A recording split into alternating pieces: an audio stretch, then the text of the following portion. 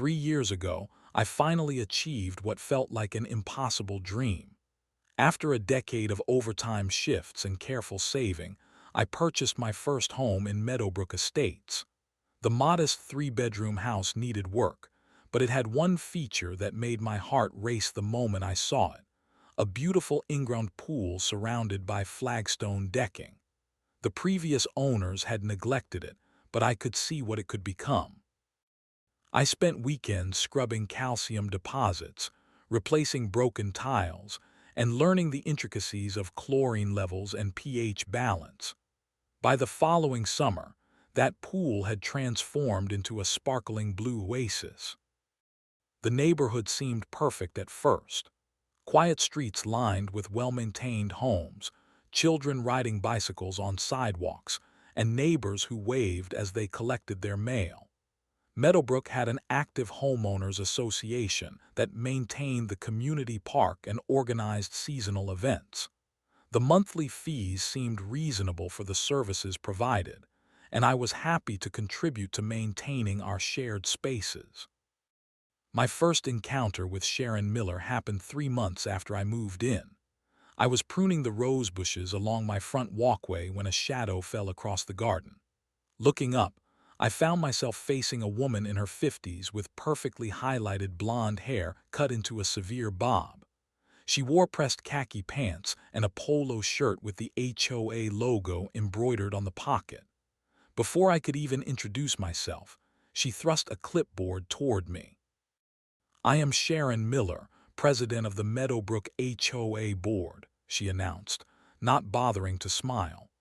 "Your mailbox is 3 inches taller than regulation height. You have 14 days to correct this violation."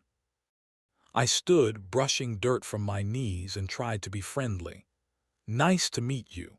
I am Mark. I just moved in and did not know about the mailbox requirements."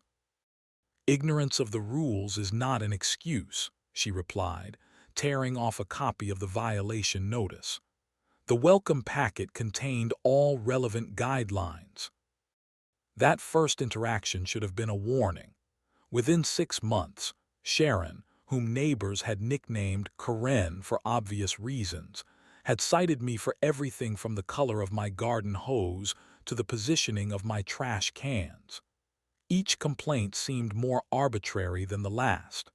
While other neighbors received occasional notices, mine seemed to arrive on a weekly basis. Karen's obsession with my property took a noticeable turn when summer arrived. I had finished restoring the pool and added tasteful landscaping around the perimeter. The water gleamed azure blue against the desert landscape, and the patio furniture I had carefully selected created a magazine-worthy backyard retreat.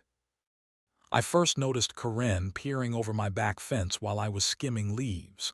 When I waved, she quickly ducked away. The next day, she appeared at my front door with another clipboard. "The board has received complaints about excessive water usage," she stated, though she could not quite hide the way her eyes kept darting toward my backyard. "We need to inspect your irrigation system." I politely but firmly declined the inspection, knowing full well what she was really interested in seeing. The following week, she returned with concerns about noise complaints that mysteriously coincided with the few times I had used my pool. Each visit included thinly veiled comments about how lovely my water feature looked and what a shame it was that it only benefited one household. Last Tuesday, I found an official HOA letterhead envelope in my mailbox. Inside was a formal request for the association to use my backyard pool for the annual summer community gathering. The letter cited community spirit and shared amenities utilization as reasons why I should open my private property to 40-plus families for an all-day pool party.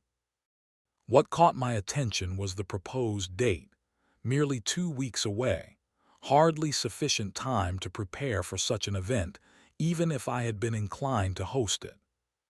That evening, as I contemplated how to politely decline, my phone pinged with a social media notification. A neighbor had tagged me in a post. When I opened the app, my blood ran cold. There on my screen was an event created by Sharon Miller, HOA president, titled Meadowbrook Summer Splash at Mark's Pool. The description included my full address and detailed plans for the upcoming party. Most shocking were the dozens of comments from excited neighbors discussing what snacks they planned to bring to my pool and which floats their children would enjoy most. I stared at my phone in disbelief, scrolling through comment after comment from people I barely knew, all planning to invade my private sanctuary.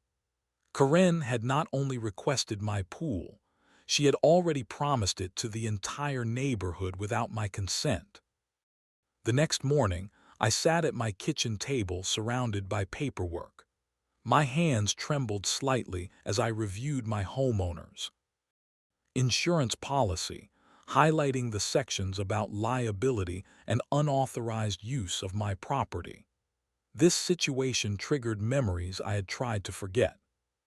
2 years before I moved to Meadowbrook, my cousin faced financial ruin when a neighbor's child was injured in his pool. Though he had not given permission for anyone to use it, the family sued anyway, claiming attractive nuisance laws.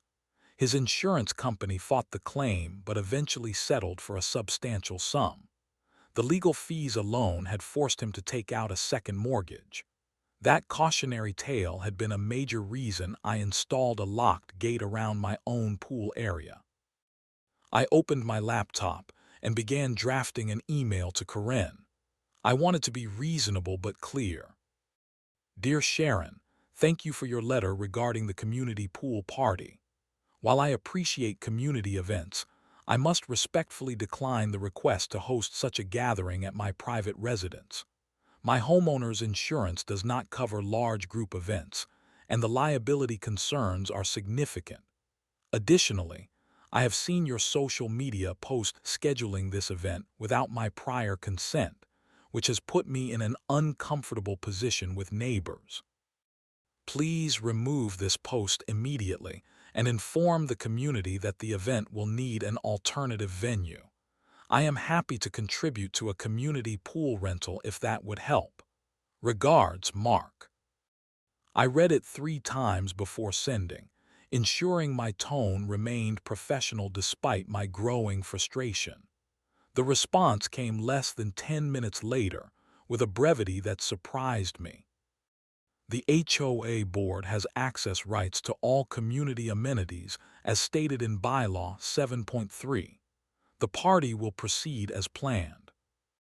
My heart pounded as I pulled out the thick binder of HOA regulations I had received upon moving in. I flipped through pages of rules about paint colors, fence heights, and lawn maintenance schedules until I found Section 7, which covered common areas and shared amenities. I read every line twice, confirming what I already suspected. No such provision existed. The bylaws clearly defined common areas as the park, clubhouse, and walking trails. Private residences and their associated structures were explicitly excluded from board access. I called my friend David, a real estate attorney, and explained the situation. His laughter quickly turned serious when he realized I was not joking. That is completely illegal, he stated firmly. They have no right to access your private property without consent, regardless of what this Karen claims. Your pool is not a community amenity. Send a formal cease and desist letter immediately. I can draft it for you if needed. Relief washed over me as David confirmed my understanding of my property rights. We arranged for him to send me a template letter that afternoon, which I planned to deliver to each board member personally. That relief was short-lived. The next day, while retrieving my mail, I noticed my neighbor Mrs. Chen looking at me oddly from across the street. When I waved, she quickly looked away and hurried inside. As I sorted through bills and advertisements, a bright pink flyer caught my eye. It had apparently fallen out of my stack. The glossy paper featured a cartoon swimming pool with the bold headline, MEADOWBROOK Summer Splash. Community Pool Party at 1472 Sycamore Lane. My address was printed in large font, along with the date and time. I looked up to see several neighbors watching from their windows and driveways. Some quickly averted their gaze when our eyes met. It became clear that these flyers had been distributed throughout the neighborhood. Karen had not only ignored my explicit refusal, but had doubled down by advertising the event more widely. Standing there in the afternoon sun, holding physical evidence of Karen's disregard for my boundaries, I realized this situation was escalating beyond a simple misunderstanding. This was a deliberate attempt to force my compliance through community pressure, and it was not going to stop without serious intervention. Dark clouds gathered overhead as I parked my car across from Karen's perfectly manicured lawn the following evening. Rain tapped against my windshield in an accelerating rhythm that matched my heartbeat. For 15 minutes, I sat there gathering courage, the pink pool party flyer clutched in my hand. Finally, I approached her door and pressed the doorbell. The chime echoed ominously inside. When Karen opened the door, her initial smile faded instantly upon recognizing me. Before she could speak, I held up the flyer. "We need to discuss this," I said, keeping my voice level despite my anger. "I explicitly declined hosting this event, yet you distributed these throughout the neighborhood." Karen leaned against her doorframe, arms crossed. "Mark, you are being incredibly selfish. This is about community spirit. One afternoon of your precious time would hardly kill you." "This is not about selfishness," I counter. "Ed, this is about property rights and liability. I am not comfortable with." "Let me be perfectly clear," she interrupted, her voice dropping to a threatening whisper. "The HOA has ways of dealing with problematic homeowners. It would be a shame if we found violations requiring expensive corrections on your property. Hosting this one simple event could make those potential problems disappear." A chill ran down my spine that had nothing to do with the rain now soaking through my jacket. "Are you threatening me?" Karen smiled, but it did not reach her eyes. "I am simply explaining how our community works. Those who contribute have a much smoother experience than those who refuse to participate. Now, if you will excuse me, I have an HOA meeting to prepare for." The door closed in my face, leaving me standing in the worsening downpour. The exchange replayed in my mind during the entire drive home, her thinly veiled threat echoing in my thoughts. The retaliation began the very next morning. A bright orange violation notice was taped to my front door citing an unauthorized bird feeder in my backyard. By afternoon, another notice appeared claiming my garage door was non-standard beige, rather than the approved desert sand color, though they were indistinguishable to the naked eye. Over the next 3 days, violation notices appeared with alarming frequency. My front walkway had excessive sidewalk chalk, though neighborhood children had not played there in weeks. My garden hose was improperly stored despite being neatly coiled on a wall-mounted reel. The grass along my property edge was allegedly 0.25 inches too tall. Each violation carried a potential fine between $50 and $250. My phone buzzed constantly with text messages from neighbors picking sides in a conflict I never wanted. Mrs. Chen from across the street sent a kind message expressing her discomfort with the HOA's tactics. "They did the same to the Pattersons last year over their holiday decorations," she wrote. "Eventually, they gave in." Others were less supportive. Jim Baker from 2 doors down suggested I stop being difficult and just host the damn party. Several messages suggested I was destroying community spirit and being needlessly stubborn. The pressure mounted when I discovered Karen had taken to social media again. In a community forum post, she described me as elitist and anti-community, claiming I refused to share my extravagant pool, while others in the neighborhood could not afford such luxuries. She conveniently omitted that it was my private property purchased with my own hard-earned savings. Anonymous notes began appearing in my mailbox from families claiming they were looking forward to swimming and thanking me for opening my home to the community. Each message stabbed at my conscience, despite knowing I was completely justified in maintaining my boundaries. The situation reached a new level when I arrived home from work early one afternoon. As I turned onto my street, I noticed Karen's distinctive red SUV parked near my house. Slowing my car, I watched in disbelief as Karen and two other HOA board members walked the perimeter of my property. One held a measuring tape against my fence, while another photographed my house from various angles. Karen stood with her ever-present clipboard, making notes with evident satisfaction. I parked in my driveway and watched through my living room blinds as they methodically documented every inch of my property. Their expressions suggested they had found exactly what they were looking for, ammunition to use against me. When they finally left, exchanging self-satisfied smiles, I knew the conflict had escalated beyond reasonable discussion. The certified letter arrived on a Tuesday morning. My hands trembled as I signed for the envelope bearing the official HOA logo. Inside was a formal notification of multiple violations, totaling $2,500 in fines, with an ominous warning that unpaid fines could result in a property lien.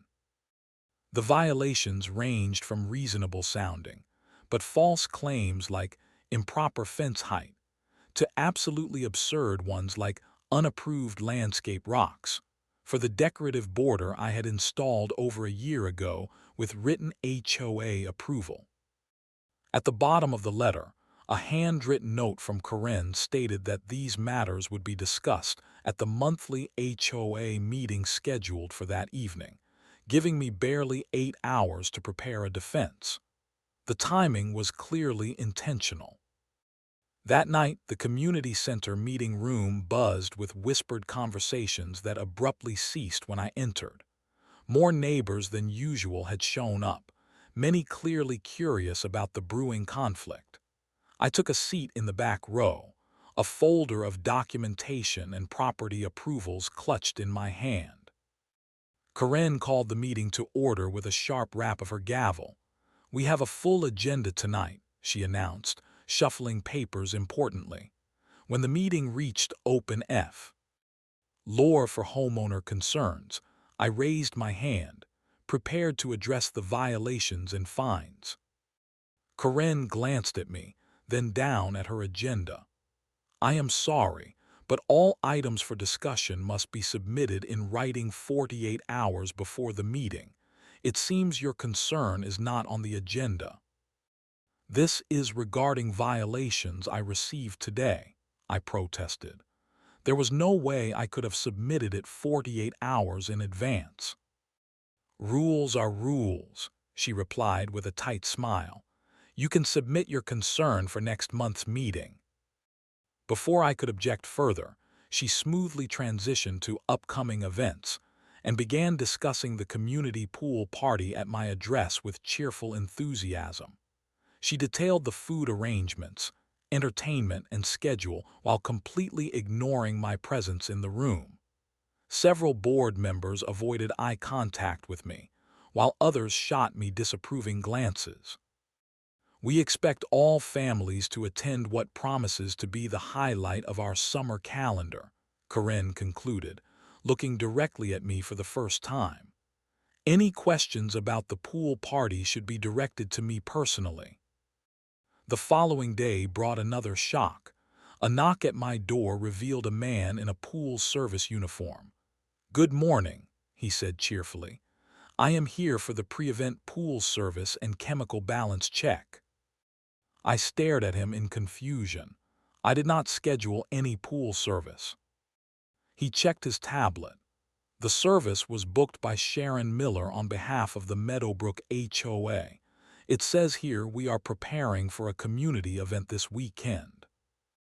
After sending the confused technician away, I walked to my mailbox in a daze. The neighborhood children playing nearby fell silent as I approached.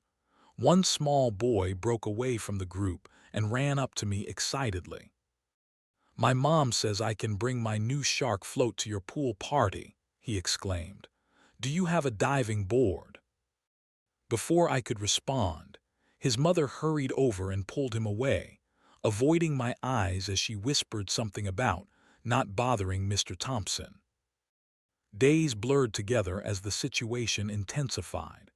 Tensions divided the neighborhood, with some neighbors offering quiet support while others openly criticized my selfishness. Parents steered their children away when I stepped outside, as if my insistence on private property rights was somehow contagious. Each day brought new pressures designed to break my resolve. The confrontation reached its breaking point on Thursday afternoon. I was pulling into my driveway when Karen's red SUV screeched to a halt behind me, blocking my exit. She emerged with two board members flanking her like bodyguards. Their expressions made clear this was not a social call. "This has gone far enough," Karen declared, marching up my driveway. "The party is in 2 days, and you are creating unnecessary drama in our community." I stood my ground as they formed a semicircle around me. "There will be no party at my house. I have made that abundantly clear." The taller board member, whose name tag identified him as Vice President Douglas, stepped forward. "Be reasonable, Mark. These violations could cost you thousands. Is your stubbornness really worth that price?" Karen moved closer, her voice dropping to a predatory purr. "Here is the situation. Host the party willingly and these violations might disappear, or refuse and face the maximum penalties our bylaws allow. The choice is simple." As they walked back to their vehicle, Karen turned with a final parting shot. "We expect the pool to be ready by Saturday morning. This can be easy or difficult, entirely your decision." I watched their SUV pull away, my hands clenched into fists at my sides. Something fundamental had changed inside me. This was no longer about a pool party. This was about standing up to bullying and extortion. If Karen wanted a war, she would get one. That night, sleep eluded me. Instead of tossing in bed, I sat at my computer researching pool security systems and property protection laws. The blue light from my laptop screen illuminated my determined face as I scrolled through page after page of information about trespassing regulations and homeowner rights. Articles about liability and legal precedents filled my browser history. I learned that in our state, trespassing on clearly marked private property carried significant legal consequences, especially when the trespassers damaged property or ignored explicit warnings. More importantly, I confirmed that homeowners associations had no legal right to access private residences without owner consent, regardless of internal bylaws. Around 2 a.m., an advertisement caught my attention. A resort security company offered specialized protection for commercial pools, including a system designed to deter unauthorized swimming. The technology featured a harmless but highly visible dye packet that, when activated, would instantly turn pool water bright green. The non-toxic compound was designed to mark unauthorized swimmers while maintaining water safety.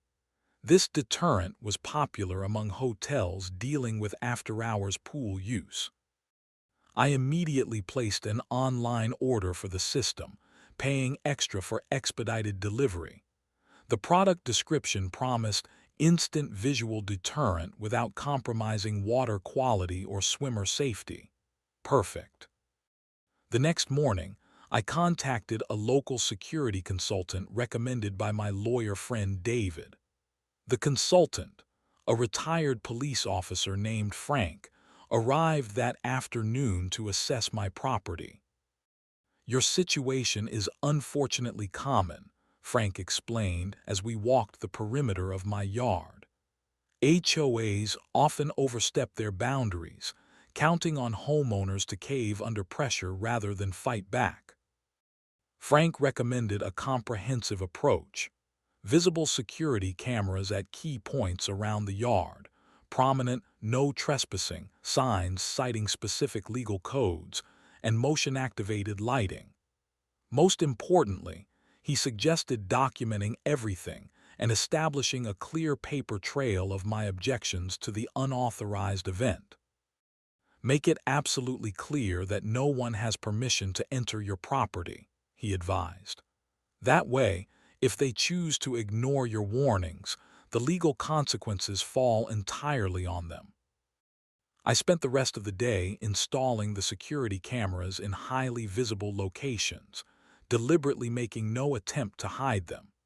Each camera was positioned to cover access points to my yard and pool area. The "no trespassing" signs went up along my fence line, their bold red letters impossible to miss. I installed a heavy-duty padlock on my gate, reinforcing the entry point that seemed most vulnerable. By evening, the expedited package arrived containing the pool security system. The instructions were straightforward: install the monitoring sensors around the pool perimeter and connect them to the control unit, which could be activated by remote control. When triggered, the system would release the special dye packets into the water, instantly transforming the crystal blue pool into a bright green lagoon. I tested the system with a small sample in a glass of water. The clear liquid turned emerald green within seconds of adding a tiny amount of the compound. According to the manual, the effect would last for several days before naturally filtering out, causing no damage to the pool equipment or surface. With my defenses in place, I drafted formal letters to each HOA board member, including Karen. The language, reviewed by David, was unambiguous. "This letter serves as official notice that no permission has been granted for any community event on my property located at 1472 Sycamore Lane. The property is protected by security cameras and a monitoring system. Any attempt to access the premises without express written consent will be considered criminal trespassing. This letter has been sent via certified mail to establish a legal record of this notice." I hand-delivered the letters the following morning, requiring signatures to confirm receipt. Most board members accepted them awkwardly, muttering that they would look into the situation. When I reached Karen's house, she read the letter on her front porch and made no attempt to hide her dismissive laughter. "Security cameras and strongly worded letters," she scoffed loudly, clearly performing for any neighbors who might be watching. "This is pathetic, Mark. No one is intimidated by your empty threats."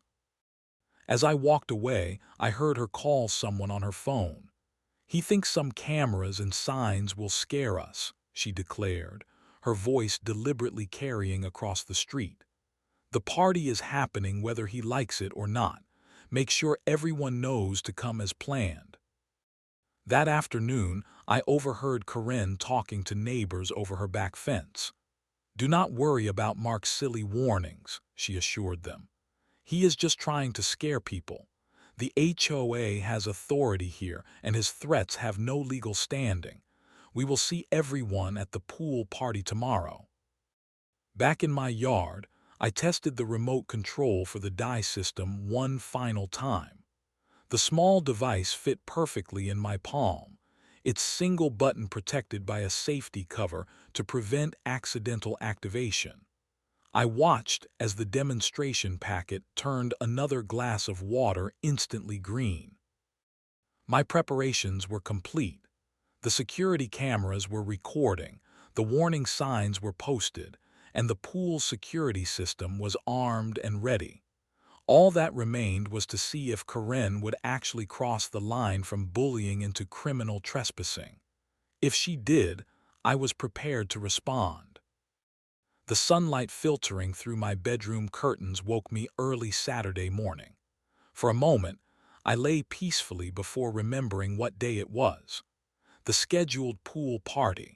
I reached for my phone and immediately noticed multiple security camera alerts that had arrived during the night. When I checked the footage, my jaw clenched in disbelief.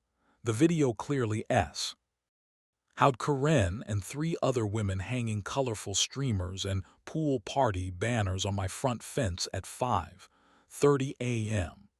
They had avoided entering my property, carefully decorating only the outside of the fence, technically staying on the narrow strip of HOA-maintained land. I was still watching the footage when my doorbell camera activated, showing two men unloading folding tables from a pickup truck parked at the curb. From my bedroom window, I could see Karen directing operations like a general commanding troops.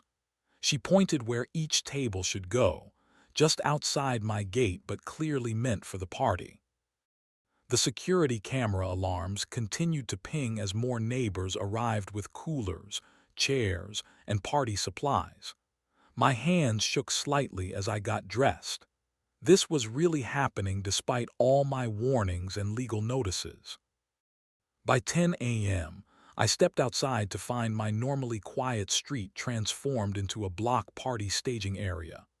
Balloons tied to my mailbox bobbed in the breeze.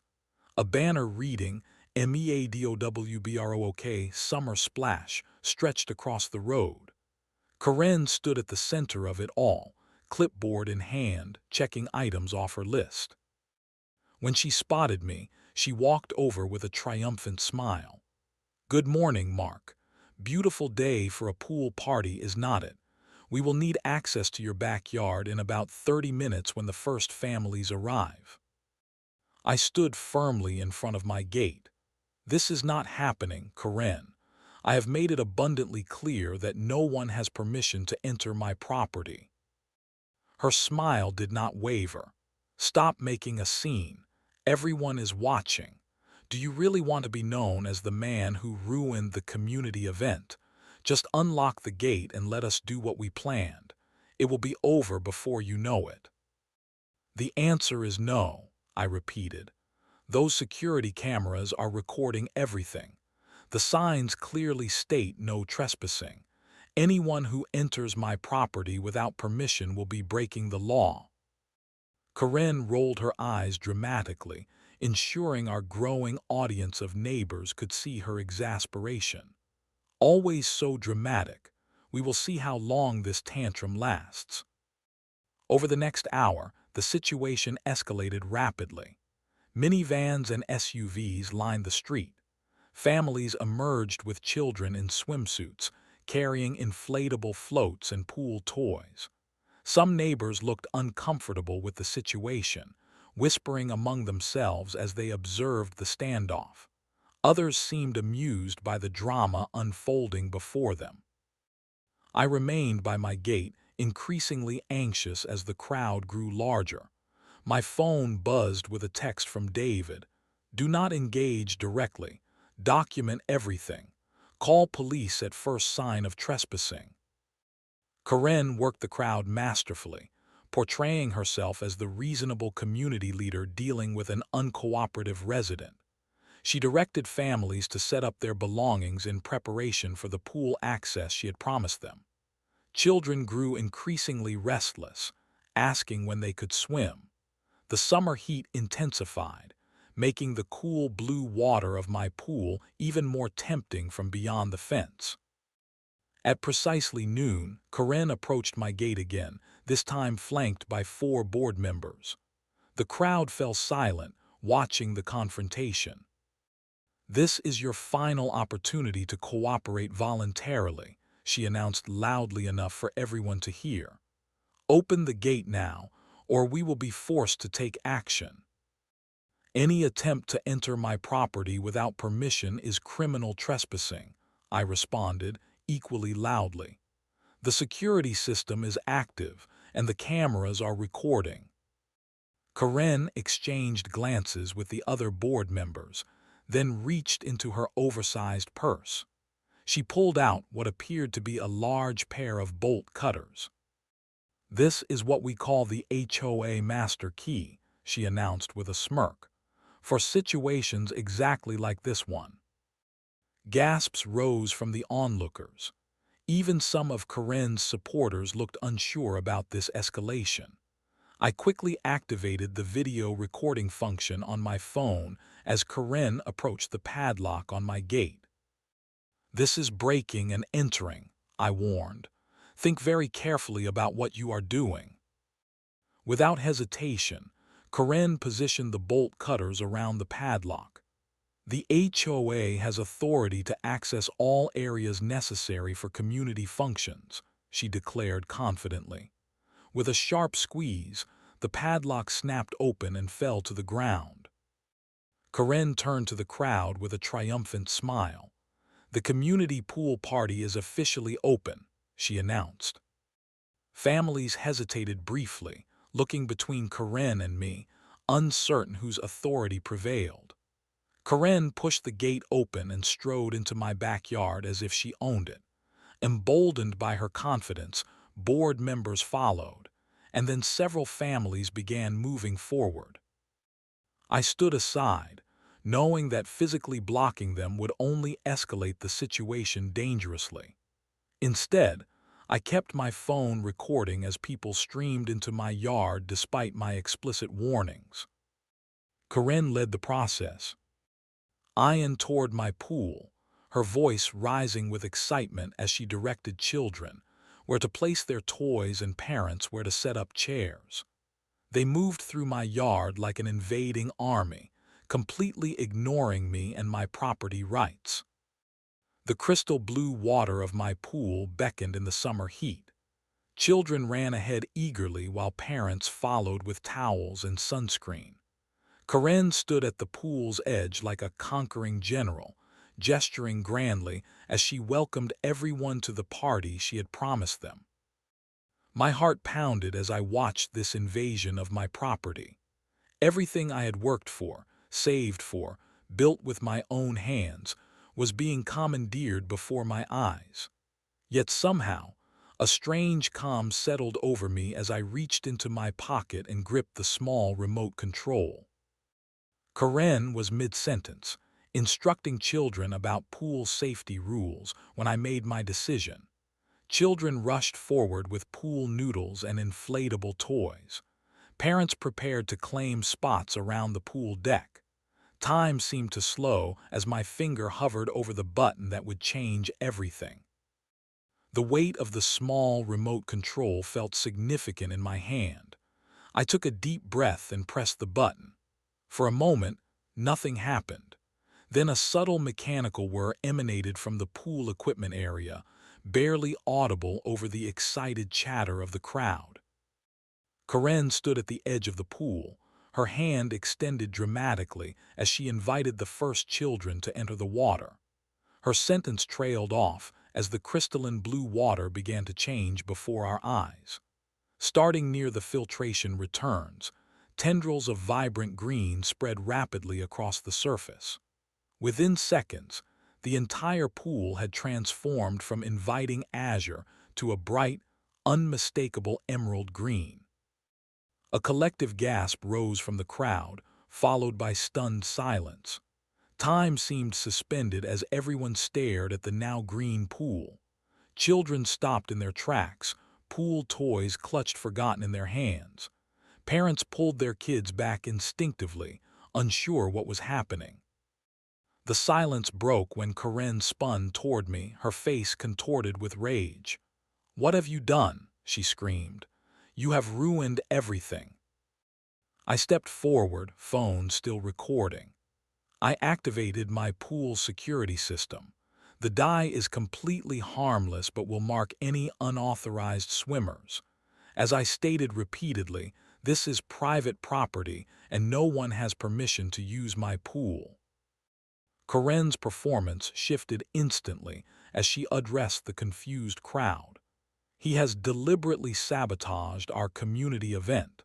This is exactly the kind of selfish behavior I warned everyone about. Her dramatics fell flat as murmurs spread through the gathering. Parents exchanged uncomfortable glances, suddenly aware they were standing on someone's private property against their explicit wishes. One father approached Karen with a frown. "You told us the HOA had permission to use this pool," he said, loud enough for others to hear. "You said the owner was just being difficult about some paperwork details. Did you actually break his lock to get in here?" Other voices joined in, questioning what they had been told about the situation. The narrative Karen had carefully constructed began unraveling rapidly. Several families quietly gathered their belongings and slipped away, avoiding eye contact with me or Karen. The wail of police sirens in the distance cut through the chaos. I had placed a call reporting trespassing before even activating the DICE system, knowing exactly how events would unfold. "The police are responding to a trespassing complaint," I announced calmly. "I have documentation of every step of this situation, including registered letters denying permission for this event, security footage of the lock being cut, and recordings of people entering despite clear warning signs." Panic rippled through the remaining crowd. Parents hurriedly collected their children and belongings, streaming toward the gate. Karen stood frozen by the green pool, her authority evaporating as quickly as her audience. When two police officers arrived, they found a much smaller gathering than what had existed 10 minutes earlier. Only Karen, the board members, and a few loyal supporters remained, along with scattered evidence of the attempted party. The officers reviewed my documentation methodically, the security footage, the certified letters, the broken padlock, and the no trespassing signs. They took statements from remaining witnesses, their expressions growing increasingly serious as the full picture emerged. "Ma'am, did you cut this lock after being explicitly denied permission to enter the property?" one officer asked Karen directly.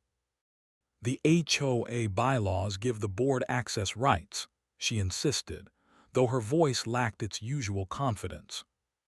"That is not how property law works," the officer replied. "Homeowners associations cannot override basic property rights without specific contractual agreements." The officers explained that while they would not make arrests today, the matter would be referred to the district attorney for potential criminal trespassing charges. They advised everyone remaining to leave the premises immediately.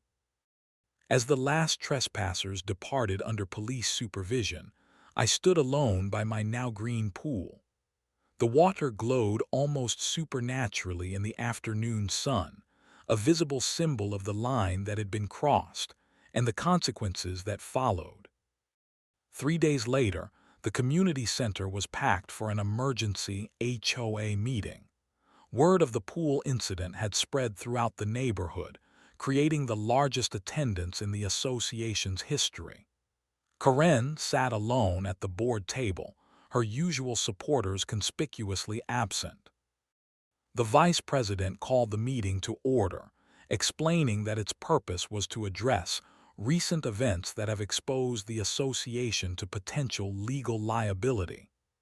Karen attempted to defend her actions, her voice breaking as she described her efforts to build community spirit and how she had been misunderstood. Her explanations fell flat against the documented evidence. Security footage of her cutting the lock was particularly damning. When the floor opened for community comments, several homeowners shared stories of similar though less extreme experiences with Karen's overreach. The board voted unanimously to remove Karen as president and issue a formal apology to me for the association's role in the incident. They also voted to reimburse me for the security system costs and pool cleaning expenses. As weeks passed, the neighborhood gradually healed.